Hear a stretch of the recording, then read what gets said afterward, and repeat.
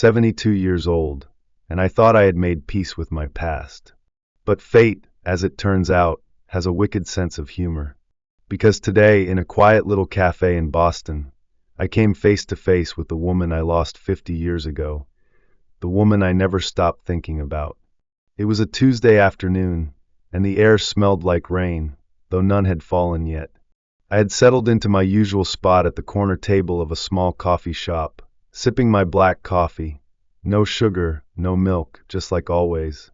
The place had a familiar charm, the kind that made you feel like time moved a little slower inside. The wooden floors creaked under each step, the aroma of cinnamon and fresh brewed espresso lingered in the air, and the barista hummed softly along to an old jazz tune playing in the background. And that's when I saw her. At first, I thought my mind was playing tricks on me, a ghost from the past, appearing in the soft glow of the afternoon light. But no, it was her. Margaret. Her auburn hair had softened to silver, neatly pinned in a way that reminded me of the girl I once knew. There were more lines on her face, but they only made her look wiser, not older. She still carried herself with that quiet elegance, that same unshakable grace. And yet, I could see it, the weight of time on her shoulders, the way life had shaped her, just as it had shaped me. For a moment, I just stared, my mind flooding with memories. The sound of her laughter echoing through the summer air, the way her fingers used to trace patterns on my arm absent-mindedly, the letters we exchanged, at least, the ones I thought we exchanged. My chest tightened. 50 years. 50 years since I had walked away, convinced I was doing the right thing.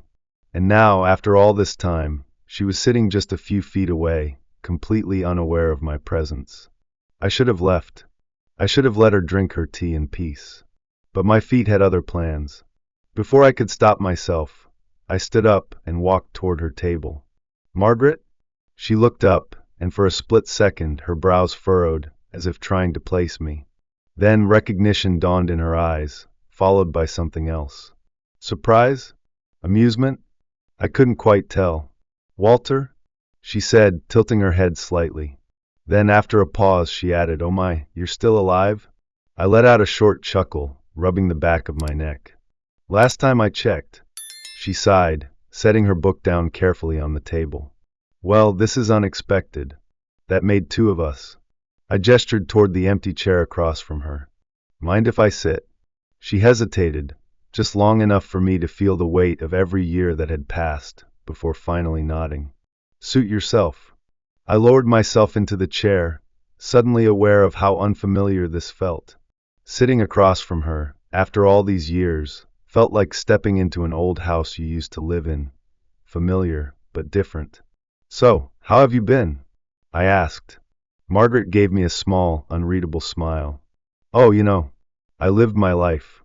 Not exactly the warmest response, but then again, what had I expected? "You?" she asked, her voice polite but distant. "Same," I said. "Lived my life. Got married. Had kids.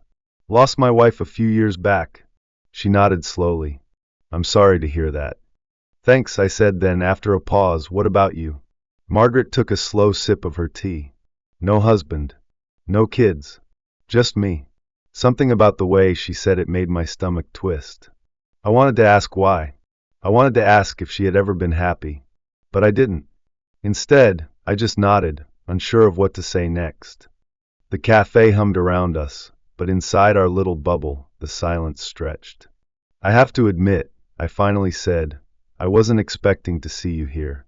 "Neither was I," Margaret said, stirring her tea.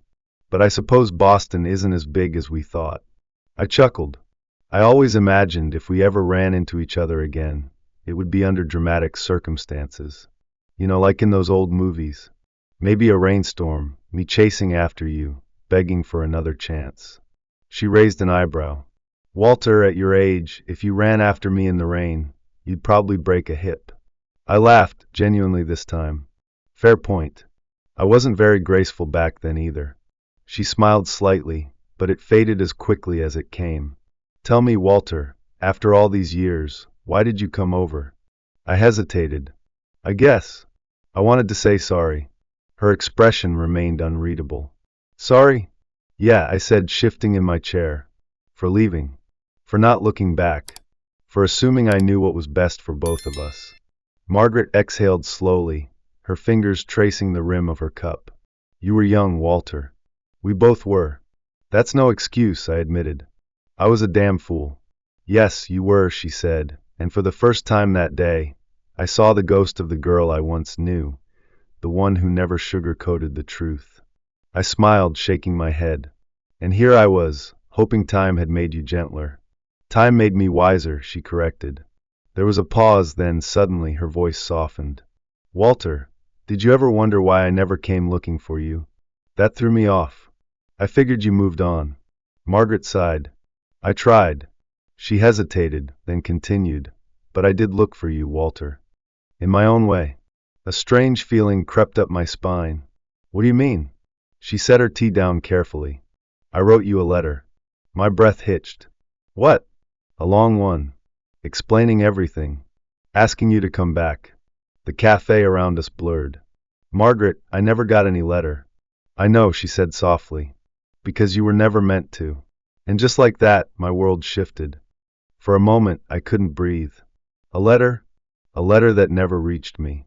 The weight of it pressed down on my chest, the years of misunderstanding, of assumptions, unraveling in an instant. My fingers curled around my coffee cup as if anchoring me to something solid, something real, because suddenly, nothing felt real anymore. I never got a letter, Margaret, I said, my voice quieter now, stripped of all the lightheartedness from before. She nodded, as if she had expected that response. I figured as much. Why? My voice was sharper than I intended, but I needed to know. What happened? Margaret exhaled, her fingers lightly tracing the rim of her cup. My parents, she said simply. I blinked. Your parents? She looked at me, then really looked at me, and there was something there, something between sadness and something deeper, like resignation. They didn't think you were good enough for me. The words hit me harder than I expected.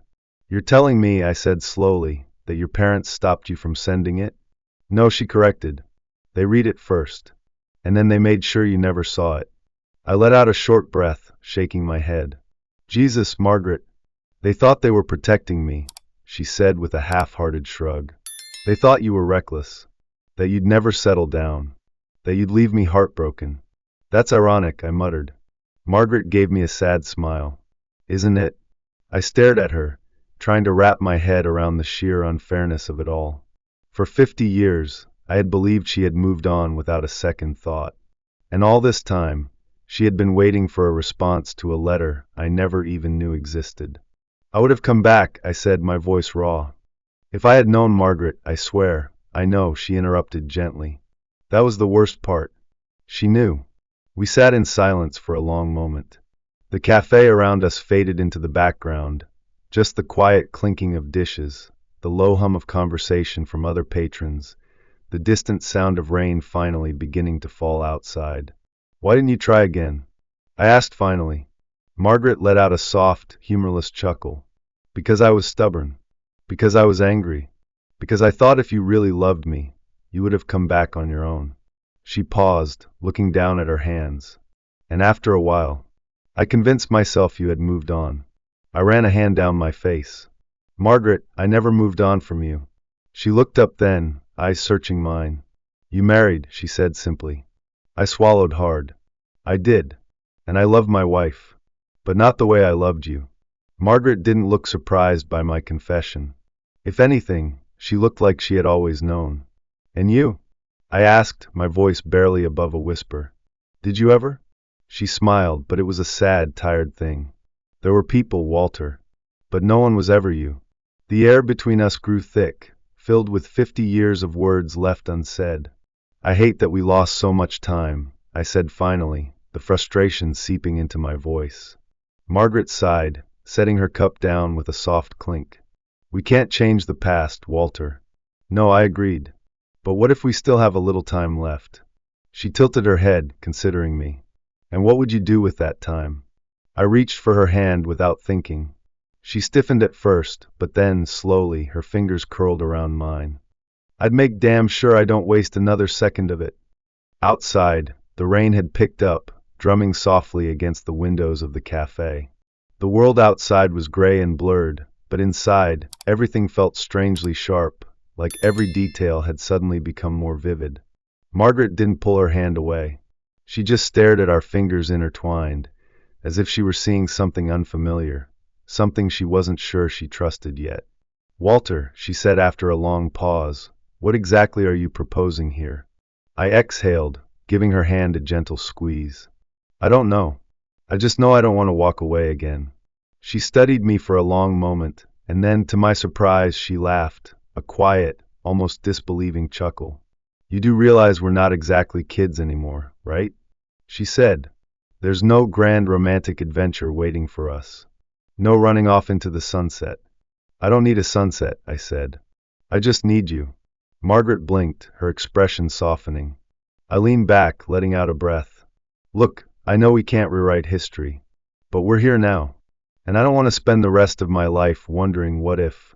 I've done enough of that already." Margaret looked away, her gaze drifting toward the rain outside.